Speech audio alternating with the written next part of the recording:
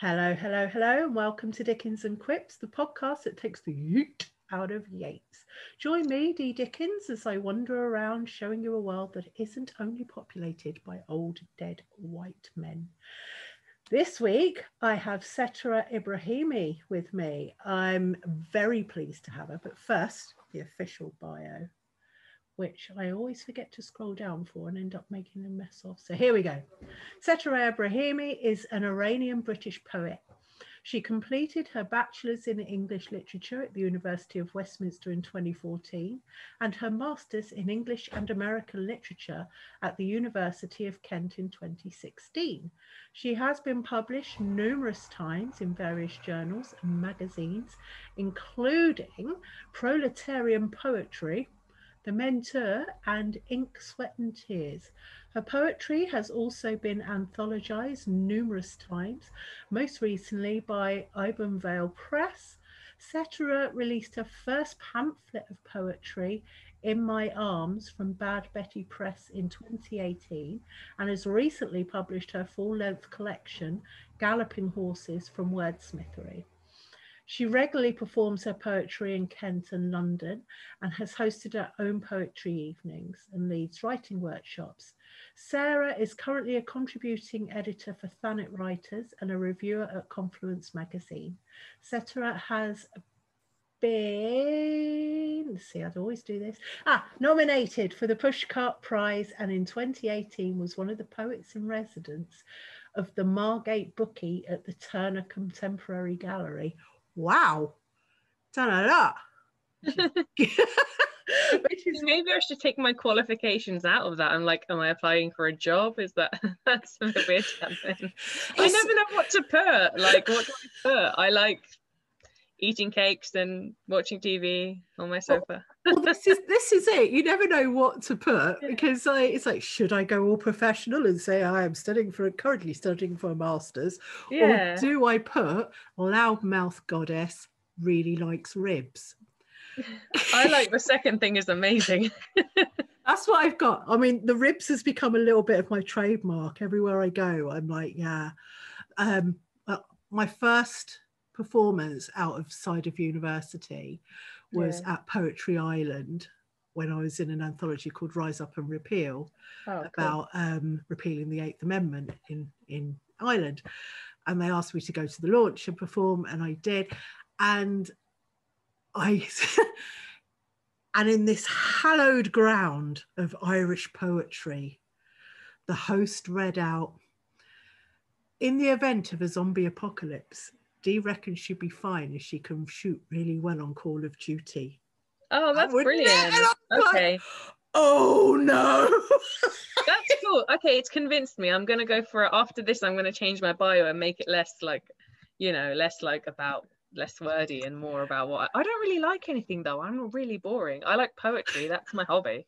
Same. Same. I like it. Besides that, I like drinking beer and watching TV. That's it. I'm Homer Simpson. Fair. So this week we have Homer Simpson on the show. What the bio doesn't say is how we met. It seems a lifetime ago now. It really does, yeah. Yeah, at the beginning of lockdown, when I was approached to take part in a discussion on race for Winchester Fest, and it was Seterah who was hosting it. It was a wild night, if I remember right. It was. It went in all different directions. Didn't it? And you were there, like, really trying to keep it on track. Yeah. Well, was I though? Or did I just throw it off more? I don't know. It was a learning curve for me, I think. You did the whole like, okay, so this is the next question, and we'd ask moving on. And then we'd completely all throw it off track, and you'd be like, yeah, and this, and I'd be, yeah, and this, and yeah, it was great. It was an absolutely great night. So I'm really pleased to get to know her some more, because I also understand that you're doing some editing for Whiskey and Beards. Yeah, I'm really looking forward to that. Yeah. And I also understand that my next book is one of the ones that will be in your roster. Yeah, I'm really looking forward to that. I felt there was common ground, Yeah. There were things similar, similar themes that we were dealing with. Yeah, and Connor said to me, who do you want, Alex or Seterah? And I was like, Seterah. Hello, no brainer. I would always pick a woman, you know. Yeah. I would. I don't know why I would. I just would. Well, there's going to be nuances that women write about that only, Yeah. and I'm going to be very careful how I phrase this because I do not want to upset any of my trans or non-binary sisters, but there are certain things that being social, you can only pick up the nuances if you've been socialized as female. Yeah, that's it. Yeah. And yeah, and so this is why I was like, etc. And considering that discussion we had on race, and it's a collection about slavery, so yeah, fair enough. So for this week's What You're Reading, Dee, this week I have been reading Imagined Sons by Carrie Etter. Oh, cool. Yeah, it's hell of a collection. I mean, I bought it because it's on my university reading list. But bearing in mind, Christina Thatcher is my poetry teacher, and she's been on the show, and we've read from two of her collections. She knows what she's doing when she comes up with a reading list. And cool. There has been nothing that she has recommended that I've gone, no. I've just absolutely fallen in love with every single one. Cool. This collection is about a woman who gives her son up for adoption and then imagines that she sees him in every boy of his age. So every boy who's the same age who might look a little bit like him becomes her imagined son. Wow. Yeah, it's really quite deep. It's a stunning look at loss and how we deal with it when that loss isn't death and the way we still grieve. For reasons I'm not going to go into on the show, it hit home and it hit hard. So from that collection, I have chosen to read A Birth Mother's Catechism. And it's two voices. And there's a real conflict between living life as best you can and the constant guilt that is palpable in your life. So this is Birth Mother's Catechism from Carrie Etter's Imagined Sons. Why haven't you looked for him? I could paper these walls with rejection slips. Why haven't you looked for him? When he was 14, I moved to England. Why haven't you looked for him? I just need to pick up some milk. Why haven't you looked for him? There's a blissful patience on the hanged man's face. Why haven't you looked for him? My office is rarely tidy. Why haven't you looked for him? I expected my parents to live longer. Why haven't you looked for him? For the rain, it raineth every day. Why haven't you looked for him? What if I found him? Why haven't you looked for him? What if I found him turning away? That's so powerful, that line of what if I found him? Just after so many why didn't you look for him? Yeah. What if I found him? What if and then that fear. What if I found him turning away? Yeah. There's a safety in not looking. Yeah. There's always safety in not knowing, isn't there? But there's also pain in not knowing. A lot of pain. A lot of pain in not knowing. And also there's always that loss. If you do know, you can grieve properly for it. Yeah. If you don't know, it's never going to leave, is it? So I think she captures that amazingly well all the way through this collection. Do you have this collection? I don't know. If you just, because I can never remember names, if you send me the name of it written down, then I tend to do is the book I'm reading from, I send a copy to guests. Oh, how lovely. So everybody gets a book for coming on. Oh, cool. So afterwards, if you DM me your address, I'll send you a copy. Fab. Cheers. So my poem of the week is a very short one, and it's called Guilt. I wrote it as part affirmation and part prayer. Now, I am very non-religious. I am vehemently anti-religion. I'm very pro-spirituality, but I'm not really a fan of organised religion. I think that's growing up Catholic and going to a convent school has done that to me, because I had two things that they did not like at the convent. One was an opinion and two was a need to express it. So those two things get you into way more trouble than they should as a kid. It's terrible, isn't it? But look where it's led us. Yeah. Yeah. Expressing our opinions all the time. It's great. Yeah, I love it. It's my opinion and you are entitled to it. So this is guilt. My ceiling has 147 tiles. I refuse to count them again. You are denied. No more will twisted validation fill my belly. I have no use for you. I cast you aside. Get thee all the way behind me. I refuse a single drop of your shame. So, yeah. Wow. Thank you. It's complex, isn't it? It's so complex. And for me to go into why it's so complex, I would have to give away more than I'm willing to do at the moment. My therapist knows. That's all I'm going to say. But that's the great thing about poetry. You can say just as much as you want to. Yeah, but then if I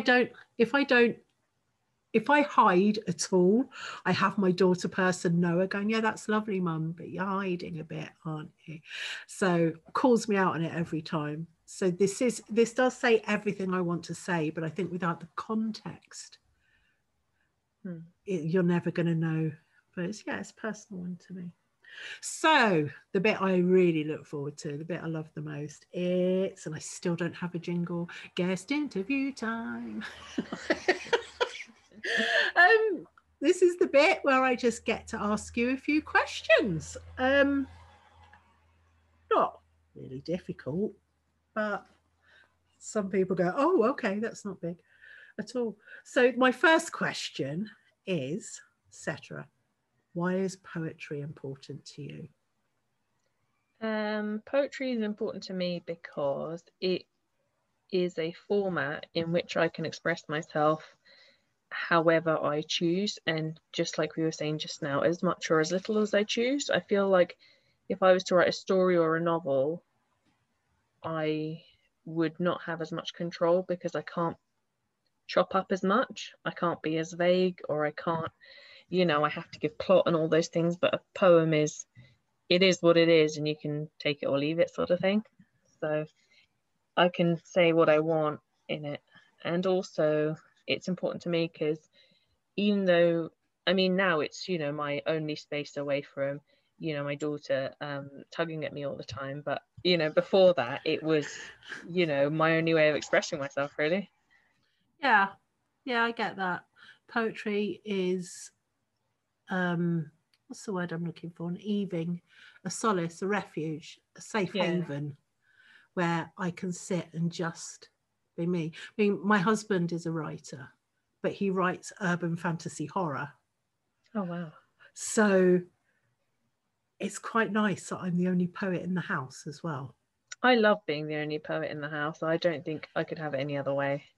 It's really strange, isn't it? Because then it feels like something, even though I know hundreds of poets, it feels like something that's just for you. Yeah, absolutely.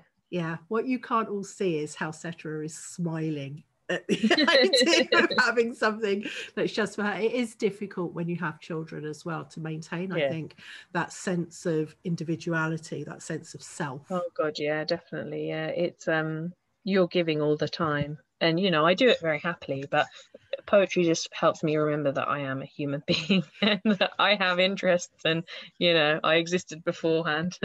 Yeah, absolutely. And you will exist after she's grown up and off doing her own thing. Oh, she's gorgeous, by the way. Just like I wasn't going to make this your baby is so gorgeous, but she's gorgeous. She's so edible. Thank She you. really is. You just want to eat her. All mine are so grown up now. Oh, I can't imagine her being grown up though. This is the weird thing. Like an adult human baby person. Neither could I. And my eldest is now 33. Yeah. It's like Amazing though. What an amazing journey for both of you. Yeah. It is. My daughter person is 25. My youngest son is 23. So all mine have all grown up. They're all adults now. And there's part of me that misses having one that I can just chew on. Yeah. Well, I'm still going to chew on her when she's like 30. I've already like let everyone know. I'm just going to chew on this adult. Fantastic.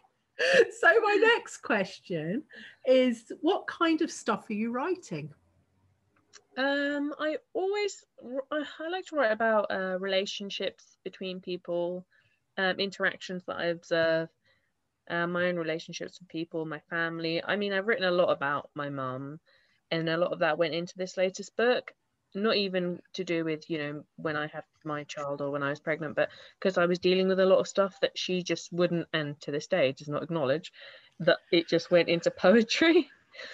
So I guess that's how I've dealt with all that pent up rage, and I just don't know what I would have done with it otherwise. I mean, I'm still really angry having been able to release it. God knows what I would have done, you know, if I didn't have a way to release it. Yeah. I, as mentioned before, I'm just doing my MA now in creative writing and in the process of applying for a PhD. And my research is probably going to be based around the idea of writing as a way to access, acknowledge, and heal from trauma. Brilliant. So yeah, I'm with you. I'm absolutely with you. People say, oh, go to art therapy. What they don't realize is that writing is accessing the same neural pathways. Absolutely, yeah. So yeah, it's just fascinating, but good for you. So what kind of stuff are you reading? What was the last thing I read? I read The Republic of Motherhood by Liz Berry, which was it absolutely blew me away. It was just so savage. And there was so much love mixed up with all the desperation. And it was just amazing. It was just really honest. You know, you could tell she had postnatal depression, and it was just really honest. What did I read before that?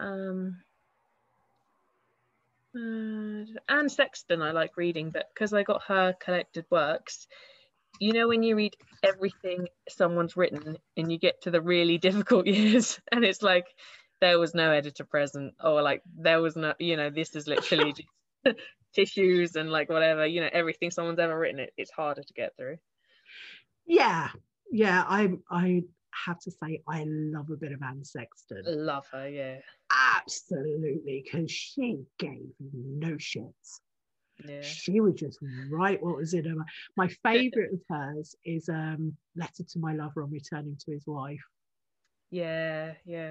Where she talks about those last two lines. Me, I'm a watercolour, I wash off. And I'm like, every time, I'm like, damn. Yeah. I'm going to have to buy more Anne Sexton now. I'm going to stick it on my Christmas list. Yeah, she's brilliant. Absolutely freaking amazing. So, which poem from somebody else are you going to read for us? I will have a look.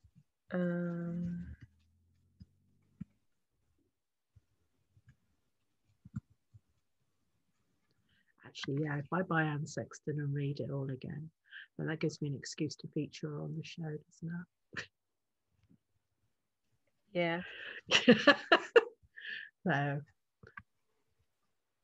I'm gonna read this poem by my friend who passed away recently. She was an accomplished poet. She was called Rosemary McLeish, and this is her poem Skeleton. Okay. The skeleton of a blue whale called Hope is suspended over the hall of the museum, dominating everything. I marvel at its stupendous size, its delicate symmetry, its grace, and wonder what my bones will look like when I'm dead. I've seen the flares on CT scans, read the grim reports, but never looked up images of what ails me. This feathery, fragile, honeycombed beauty is not what I expected. I thought of growths, elephant man-like spurs and gross misshapes, excretions. I cannot power through the krill, mouth agape, eating as I go. I need to protect my frailty for fear of breaks, not even a dip in the local pool. But I can at last stop a while, contemplate these ever-changing patterns from dense to filigree, as ephemeral as spiders' webs, frost fairies on winter windows, the tracery of bare branches against a grey sky, or notice how the frills and furbelows are so like those of underwater lives, the blue whale's home, of sea anemones, sponges, coral. There's an odd kind of strength in fragility, as powerful in its way as the great Leviathan of our age. We spend our lives picking and choosing amongst what nature offers us, but I need, to embrace it all. Cancer, making lace out of my bones, traces all the beloved patterns of my life. Wow. Yeah, I hope I didn't butcher that, but it's not just that she's my friend, she really was an immense talent, and she really was, in the best possible way, ruthless in real life. I mean, she gave no fucks. She didn't smile for anyone. She didn't, she told you off. She was always present. Yeah, that was stunning. Making lace of my bones. I mean, what imagery? Yeah, that's stunning imagery. And no, you didn't butcher it. I have heard that poem before. Oh, brilliant. And when you said, I was like, no, it can't be. And it was. So I'm really pleased to have heard it again. Thank you. It was such a beautiful reading of it. Oh, thank you so much. I do miss her. It's making me emotional. It's strange, isn't it? Things that will make you emotional, reading someone else's words. The idea that the tumour wasn't ugly.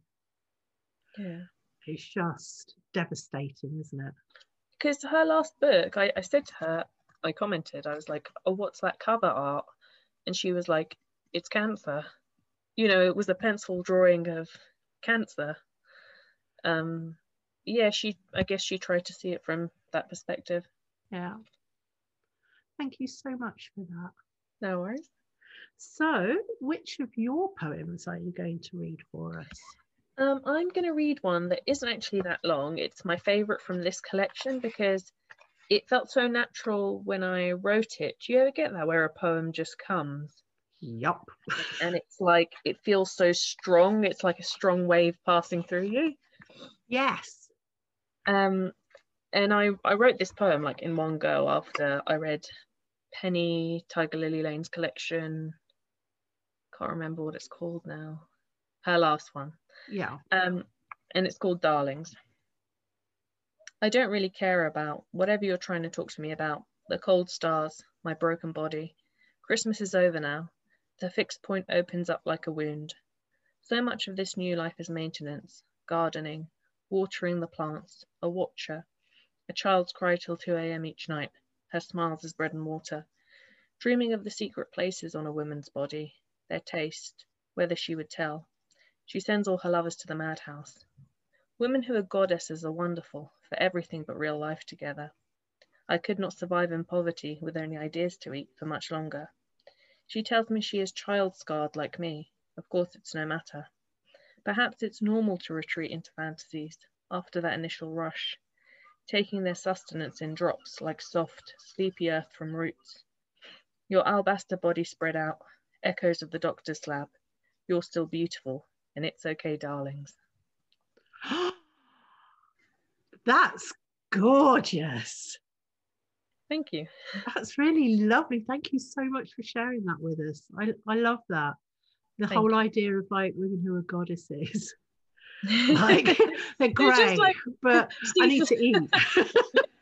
It's just like knew so many amazing bi women. Yeah. And just like I'm really not able to like do this just because I'm just not, like, it's not even them, like I'm just not. Yeah. Yeah. Yeah, I know quite a few amazing bi women. In fact, most of the amazing women I know are either bi or just so ambivalent about gender and sexuality. Yeah, that's it. I think that's it. I feel the same way. It's like I'm not even bi. It's just not an issue to me. Like gender is just not a thing for me personally. Yeah, yeah. I mean, I identify as bi because there's been so much bi erasure. It's important to me to do so. Yeah, yeah. But I tend to make connections with people. And that's what it is. Yeah. And the whole idea that sexuality is a choice is ridiculous, because if it That's was, awful, I would be yeah. I would be a lesbian if sexuality was a choice. Yeah. Because I don't know if you've seen the meme that says men is to headache, but I mean, I'm like, yeah, my husband's amazing and I love him to pieces, but he is very different to every other man I've known. Yeah. Yeah, he knows who I am, and Oh, that's brilliant. That's wonderful. he doesn't love me in spite of it. He loves me because of it. And I think that's what we're all looking for, wonderful. isn't it? Yeah. But we also need to eat. Yeah. Pay our bills and have a roof. And Exactly. It's all very exciting to be with the wild romantic woman, but it's exhausting. Sometimes you just need a nap. Well, thank you so much for sharing that with us. It was absolutely lovely. If you could send me links of where to get your books and what have you, I will drop them in the show notes so that anybody who's listening can access Brilliant. what you're doing. And obviously I'll put Rosemary McLeish's a link to her book as well in the show notes, so that if anybody wants to read more from her amazingly beautiful work, then they can. So, lines that make you go, oh, I wish I'd written that. This week from Imagine Sons is from the poem Imagine Sons 29, The Friend, Part 4. And the line that I wish I'd written from that: I press my lips to each letter of his name. Oh, wow. Right? Especially when you think of the context of that book, Imagine Sons. And yeah. And even the title is just so evocative, isn't it? Yeah. Imagine Sons 29, The Friend. Part 4. It's like this is just so going on and on and on. It's never ending. But I press my lips to each letter of his name. Wow. Yeah. So on to Heist Now with News. Joe Thomas, as you'll remember, we have featured him on the show many times because we love him. He has a book out. You'll remember him from episode 2, and I read some work from his book in the Dervla O'Brien episode, which was last week, if I remember rightly. It all goes really strangely. Time means nothing now. So Cake, Liberty and Other Inexplicable Phenomena is a brilliant look at autism and asexuality, and you should definitely read it. Hannah Edge's collection is finished and edited and ready to publish, and will be available for pre-order on Boxing Day, ready for release on the 1st of January.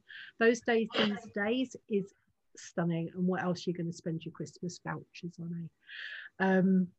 We have Redbubble merch too for both Heist Noweth and Cake, Liberty and Other Inexplicable Phenomena. So if you love Joe's book, why not wear a t-shirt or get yourself a phone case? We don't expect to sell a lot through there, but every penny that we make through Redbubble goes into our Pay Your Artist fund. We did sell a t-shirt this week, which was brilliant. So exciting when we got the notification through. So I'd like to thank my daughter person, Noah Grace, for being the only person to ever buy anything from our Redbubble. Details and links for everything will be in the show notes as usual. So, Seterah, it is time for your shameless plug. Your books, your services. Do you make the world's best cottage pie? I wish I did. My husband would be happy with that. I can barely cook. He does all the cooking. This is my first pamphlet, In My Arms, from Bad Betty Press. and it's available through their website. This is my second collection, continuing on the nude lady theme.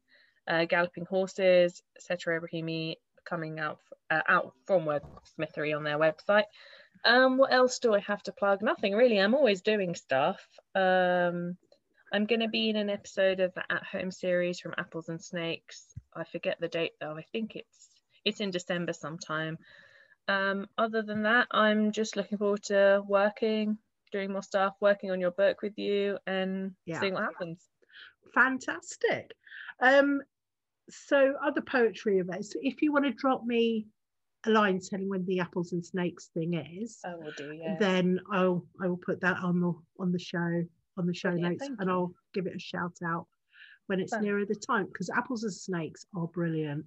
They are brilliant. They do so much. They hosted the Hit the Ode competition at Unislam this year. Oh, brilliant. So it was Bodam Podajetsky.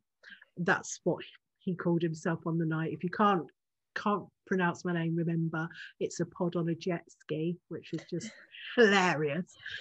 So he hosted the night, and it was the best. Such amazing poetry. And it was my first ever Unislam. And brilliant. You looked like you had such a good time, by the way. Oh my God, so good. We were the underdogs, first Welsh university ever to enter, like ever. Yeah. And we were like, okay, so we're going to do the preliminaries, and then we'll get to sit back and watch some amazing poets. Yeah. And then it was like, oh, we're in the semi-final. Okay, plucky little team from Wales is in the semi-final. So we'll do that. Then we'll sit back and watch some amazing poetry. Oh, in the final, is there? So we got all the way to the final. And brilliant. Yeah. We were literally that team who were like, what is going on? We have what? We were going to come and do like 2 poems and then sit and watch. That's the best thing, isn't it? I always just go to things like, I'm just happy to be here, and I love listening to poetry, and whatever else happens is great. Yeah, it was yeah. And there were some teams who didn't quite believe that that's how we were. They were like, oh, you've got to be putting this on, humble bragging a bit. And we're like, no, really, we're not. We're shocked. But it was cool. We came forth, and the way we reacted, you'd think we'd won it all. But as far as we're concerned, we did. Because we went and had the best weekend, and I got coronavirus there. It was all great fun. Oh God. And literally I got home from Unislam and I've not left the house since. So yeah, that was back in March. No, it was cool. It was brilliant. So yes, Apples and Snakes I have a lot of love for. And a lot of love. Talking of which, we have Unislam news this week. It has been announced that Unislam will live and thrive in a slightly different format. But what will happen now is, instead of all the teams going to Birmingham to the Hippodrome, we will be sending in videos for the preliminaries. And then once the preliminaries are over, then the semi-final and final teams will be at Birmingham and performing still on the stage, live streamed in a socially distanced and responsible manner. So they've worked really hard, Toby Campion and Ben Norris, to put this together, along with Arts Council England and all sorts of people, and the Hippodrome Birmingham and Apple and Snakes and everybody else. So this is really exciting news, and I know a lot of poets are over the moon at hearing this week. So brilliant news. So that's about us, really. Thank you for listening. I have been Dee Dickens, and you have been marvellous. You can get in touch with the show on dickensandquips@gmail.com, or on Twitter and Insta as Dickens and Quips. I am the Ponty Poet on Dee Dickens, or Dee Dickens Poet and Author on Facebook. I always trip up over this now. One week I said I'm Pontius Pilate. That's amazing. And now whenever I read it, I'm always so concentrated on not saying it that I mess up something else. Yeah, one week I said I'm Pontius Pilate on Twitter, then I went, no, I'm not. The I love that. Ponzi Poet on Twitter. I only have a week of my current Facebook ban left. Then. Oh no, why? I've been banned for a month. Basically for suggesting that men who have intimate relations with raw chicken and get knob salmonella might be stupid. Apparently, that's hate speech. Oh God. Yeah, right. And yet, the stuff that we see on the daily on Facebook, but me saying men are stupid, having said they were trash 4 times previously and had more bigger and bigger bans, then yeah, I got a month ban this time. So I've got a week left to serve, and I shall just have to be more careful about how I call men stupid. Yeah. Please do let me know what's going on in your area. If you want to come on the show, hit me up. Don't forget to subscribe so I can get in your lug holes on the regular. I'm going to leave you with prompt of the week, and this week it is I wait and wonder. Pop it in an email and I will read it out on the next show after I receive it. So all that's left is to thank Seterah Ebrahimi again for coming on. It's been an absolute pleasure. And to say, take care, make good choices. And if you can't make good choices, write good poetry about it. Thank you very much. Bye. Thank you. Bye.